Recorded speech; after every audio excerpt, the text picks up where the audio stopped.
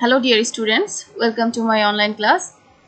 I am Sonia Akhtar, lecturer in English, Government Hargunga College, Munshiganj. Dear students, our today's topic is a famous poem, a famous sonnet by John Milton on his blindness. Dear students, at first let's know something about John Milton.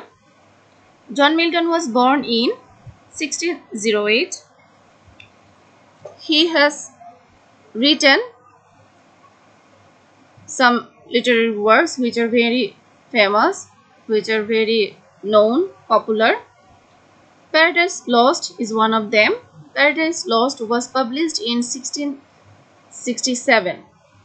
It is an epic poem in blank verse in which he uses his sublime grand style with superb power.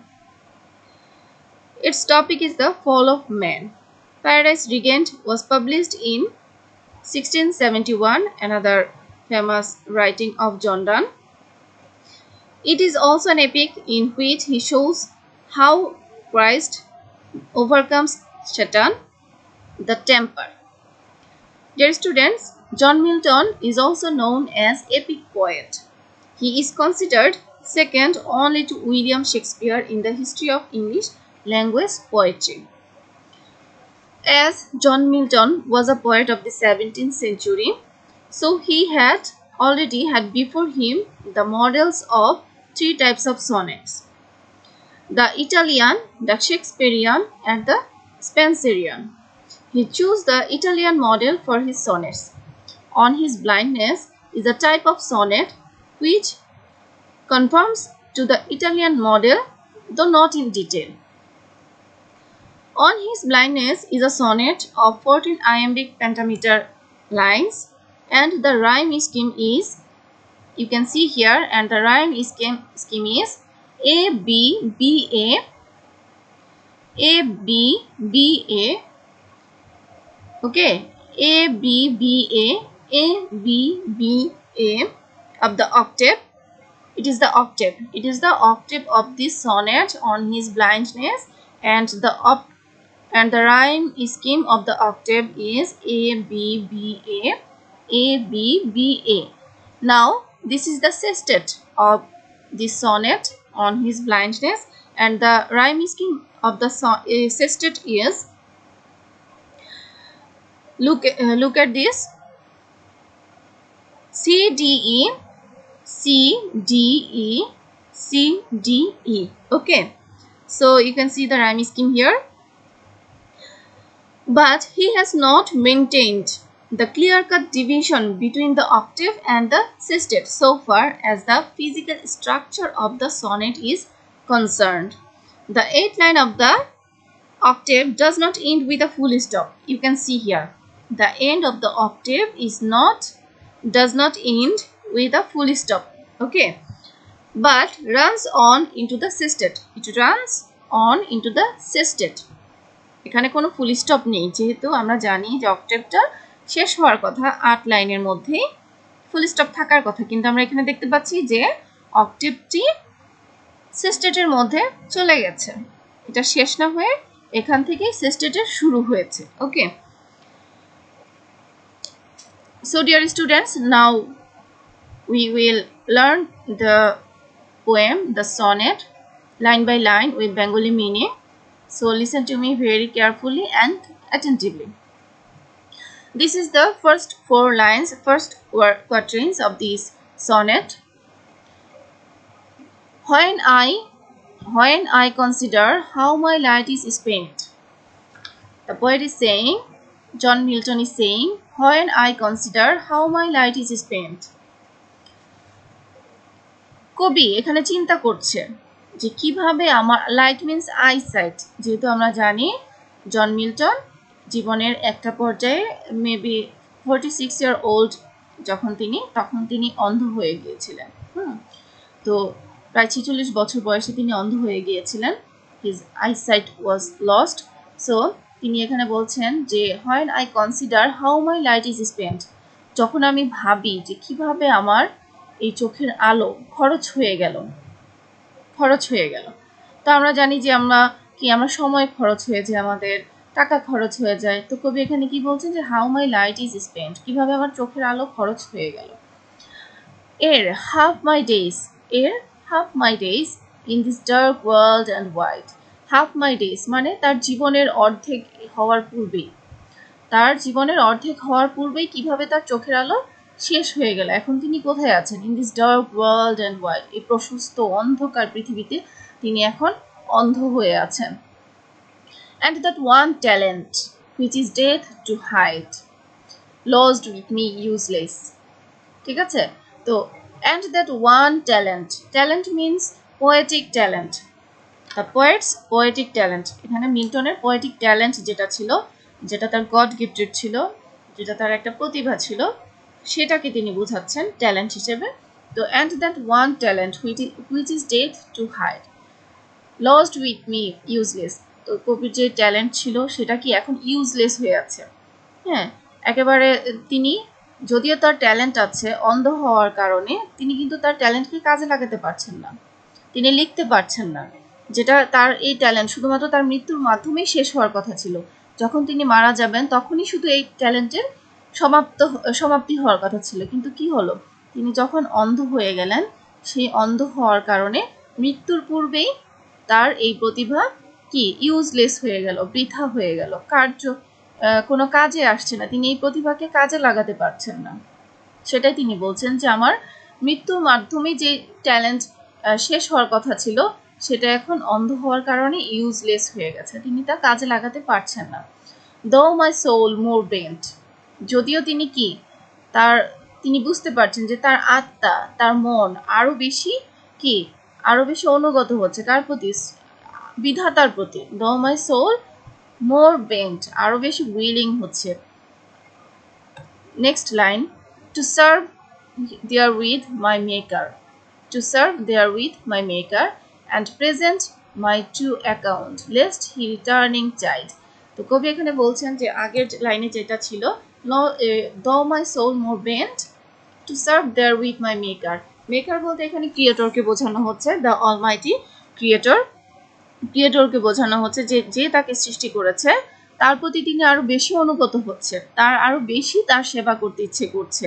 And present my true account, এবং তার কাছে তার হিসাব দিতে ইচ্ছে করছে। হ্যাঁ, তার কর্মকাণ্ডের, তিনি কি করছেন, কি করবেন, সবকিছুর প্রতি তিনি সৃষ্টিকর্তাকে এখানে স্মরণ করছেন। লেস্ট হি রিটার্নিং চাইল্ড, অথবা তিনি ভাবছেন যে তিনি যদি সৃষ্টিকর্তার সেবা না করেন, সৃষ্টিকর্তার কাছে তার কর্মকাণ্ডের জবাবদিহি না করেন, তাহলে তো সৃষ্টিকর্তা তাকে কি তিরস্কার করবে, বকা দিবে। হ্যাঁ, এটা বোঝাচ্ছে। তো ডথ god exact day labour light denied, এই যে তিনি বলছেন যে তিনি বিধাতার প্রতি আরো বেশি অনুগত হচ্ছেন, তার সৃষ্টিকর্তার কাছে প্রার্থনা করতে ইচ্ছে করছে, তার সেবা করতে ইচ্ছে করছে তার আনুগত্যের মাধ্যমে। এখন তার একটা প্রশ্ন, doth my exact day labor die light denied, doth means does, তো আমরা বলতে পারি does God exact day labor light denied? I fondly ask, fondly means foolishly, মানে বোকার মতো তিনি প্রশ্ন করছেন।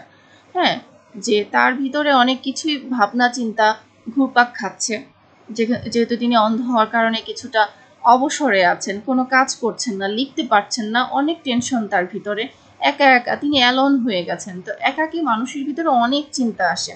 তো তিনি ভাবছেন যে আমার এই ট্যালেন্ট কি, যেটা আমার মৃত্যুর মাধ্যমে শেষ হওয়ার কথা ছিল, সেটা এখন অন্ধ হওয়ার কারণে এখনই তার সমাপ্ত হয়ে গেছে, এখনই এটা ইউজলেস হয়ে গেছে। তা আমি কি বিধাতার সেবা করতে পারছি না? বিধাতা যে আমাকে এই ট্যালেন্ট দিল, আমি এই ট্যালেন্টকে কাজে লাগাতে পারছি না। এখন তিনি ভাবছেন, তার ভিতরে একটা প্রশ্ন জেগেছে, সেটা হচ্ছে কি, দেখো যে বিধাতা কি, সৃষ্টিকর্তা কি আমার কাছেও একই রকম সেবা প্রত্যাশা করে? যে আমি যে অন্ধ, অন্যদের কাছ থেকে যেমন সেবা প্রত্যাশা করে আমার কাছেও কি তাই করে? মানে বিধাতা তাকে যে একটা ট্যালেন্ট দিয়েছে, একটা প্রতিভা দিয়েছে, তিনি এটা এখন কাজে লাগাতে পারছেন না, তাই তিনি ভাবছেন যে বিধাতার দেওয়া উপহারকে আমি কাজে লাগাতে পারছি না, তাহলে কি বিধাতা কি আমার কাছে আসলে প্রত্যাশা করে? আমি তো অন্ধ, তো বিধাতাকে আমার কাছে সেম আশা করে যে আমি আরো লিখবো, আরো তার সেবা করব, তার প্রতিভাকে কাজে লাগাবো, তার আনুগত্য প্রকাশ করব, এটা কি বিধাতা আশা করে? এটা তিনি ভাবছেন। But patience, patience means spirit of patience, তার ধৈর্য, এক ধৈর্য শক্তিটাকে বোঝানো হচ্ছে। To prevent that murmur soon replies, God doth not need either man's work or his own gifts. এখানে দেখো কি বলছে যে পেশেন্স বলছে, ধৈর্য, স্পিরিট অফ পেশেন্স তাকে বলছে, তাকে গুনগুন করে বলছে টু প্রিভেন্ট দ্যাট মারমার। তো তার ধৈর্য, তার যে স্পিরিট অফ পেশেন্স আছে, তিনি যে নিজে একাকী গুনগুন করে যে ভাবনা চিন্তা করছিলেন, নিজের মধ্যে প্রশ্ন জাগছিল তার মনে, সেই গুনগুনকে কি বন্ধ করে দিল। তার ধৈর্যের যে স্পিরিট আছে সেটা একটা প্রতি উত্তর আসলো তার ভিতরে, তার ভিতর থেকেই তার প্রতি উত্তর আসলো এবং সেই গুনগুনকে বন্ধ করলো, বন্ধ করার পর এবং সুন রিপ্লাইস, এবং সেই তার স্পিরিট অফ প্যাশন্সে তাকে উত্তর দিল। কি উত্তর দিল? God doth not need either man's work or his own gifts.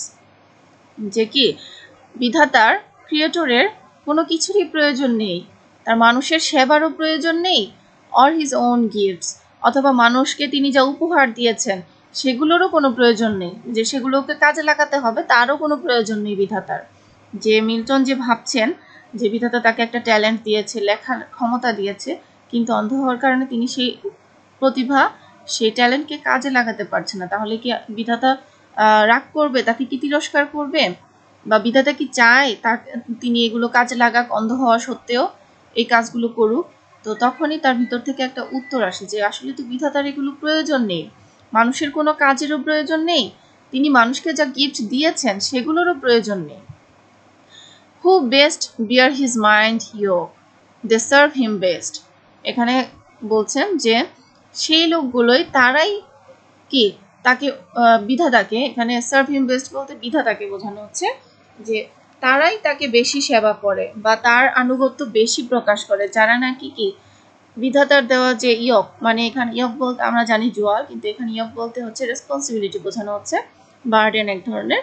তো তার দেওয়া যে মাইল্ড, মৃদু যে বার্ডেনগুলো আছে, রেসপন্সিবিলিটিগুলো আছে, সেগুলোকে যারা পালন করে তারাই আসলে বিধাতার সেবা করে বা বিধাতার আনুগত্য প্রকাশ করে। His state is কিংলি, his state is কিংলি, তার হচ্ছে রাজকীয় অবস্থা, বিধাতার কথা বলা হচ্ছে এখানে, যে বিধাতার সৃষ্টিকর্তার হচ্ছে রাজকীয় ভাব। Thousands at his bidding speed, সহস্র মানে হাজার হাজার ফেরেশতা, এখানে ফেরেশতাদেরকে বোঝানো হচ্ছে, হাজার হাজার অ্যাঞ্জেল আছে যারা নাকি তার আদেশে দ্রুত কাজ করে ফেলে, আদেশের অপেক্ষায় থাকে শুধু, আর আদেশ করা মাত্র তারা দ্রুত বেগে কাজ করে ফেলে। And post over land and ocean without rest, এবং তারা কি করে, অ্যাঞ্জেলগুলো, এই সহস্র থাউজেন্ডস অ্যাঞ্জেল কি করে, তার আদেশ পাওয়া মাত্র তারা দ্রুত কি করে, ভূমিতে ছড়িয়ে পড়ে, দ্রুত বেগে কাজ করে, সমুদ্রের উপর দিয়ে তারা কাজ করে, কোনো কিছুই রেস্ট তারা নেয় না, কোনো রেস্ট তাদের নেয়, তারা বিধাতার শুধু আদেশের অপেক্ষায় থাকে এবং আদেশ পাওয়া মাত্র তারা কি সমুদ্রে, ভূমিতে, সব জায়গায় ছড়িয়ে ছিটিয়ে দ্রুত বেগে তার আদেশ পালন করে। They also serve who only stand and wait. This is very important line in this sonnet, and this actually means a lot. এটার অর্থ প্রচুর, এটা প্রচুর অর্থবহুল একটা লাইন, যেখানে তিনি বলছেন they also serve who only stand and wait. কবি বলতে চাচ্ছেন যে তারাও সেবা করে যারা শুধু দাঁড়িয়ে থাকে এবং অপেক্ষা করে। এই দাঁড়িয়ে থাকে এবং অপেক্ষা আসলে কি, যে তিনি বলতে চাচ্ছেন যারা নাকি সৃষ্টিকর্তার, মহান সৃষ্টিকর্তার আদেশের অপেক্ষায় থাকে, আদেশের জন্য দাঁড়িয়ে থাকে, তারাও আসলে বিধাতার সেবা করে, যদিও বা তারা কিছু করছে না, বাট তারা কিন্তু সৃষ্টিকর্তার আদেশের অপেক্ষায় আছেন, আদেশের জন্য দাঁড়িয়ে আছেন, তারাও সৃষ্টিকর্তার সেবা করছেন। এবং তিনি এখানে বোঝাতে চাচ্ছেন ধৈর্য, অ্যাকচুয়ালি ধৈর্যকে বোঝানো হচ্ছে, যে মিল্টন অন্ধ হয়ে একাকী আছেন, তিনি অনেক ধৈর্য ধারণ করে আছেন, তার এই প্যাশেন্সকে বোঝানো হচ্ছে, যে তিনি তার পোয়েটিক যে ট্যালেন্ট আছে সেটাকে তিনি কাজে লাগাচ্ছেন না। ঠিক আছে, তো কি হয়েছে, তিনি বিধাতার ইচ্ছায় কি অন্ধ হয়েও ধৈর্য ধারণ করে আছেন, এটাই হচ্ছে তার সেবা, বিধাতার জন্য তার সেবা, তার আনুগত্য। এখানে তিনি এই লাইন দিয়ে তাই বোঝাচ্ছেন যে they also serve who only stand and wait.